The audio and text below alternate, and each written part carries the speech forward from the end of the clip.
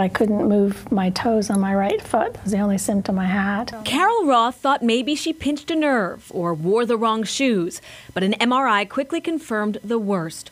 A tumor pressing on the part of her brain that controls movement.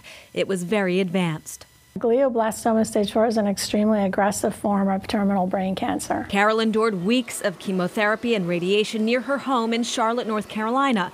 But her best hope for treatment, a clinical trial involving immunotherapy at Dana-Farber Cancer Center in Boston. I wanted to save my life, which is why I said, okay, let's do the trial as soon as possible. But arranging her travel from Charlotte to Boston and how to pay for it was complicated. So these are all of my flights. It may be much harder for you to participate in what could potentially save your life. Jonathan Jackson directs a program at Mass General Hospital to increase access to clinical trials, especially for minorities and low-income patients. If we can get everybody involved in the quest for a cure, we know that when we announce a cure, it will work for everyone. But a major hardship is money. Patients find themselves paying for travel, parking, babysitters just to participate.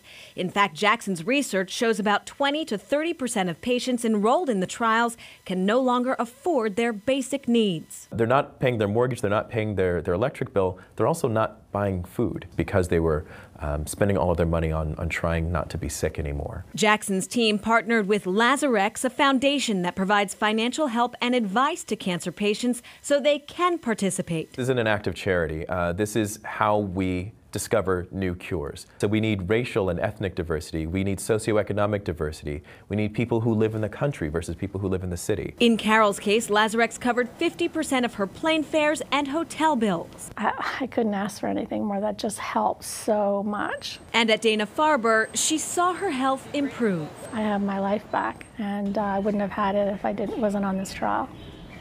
There is a bill pending in the state legislature right now that would help clarify which non-medical expenses can be covered in clinical trials. Researchers hope if they can offer more reimbursements, then a more diverse group of patients will choose to participate.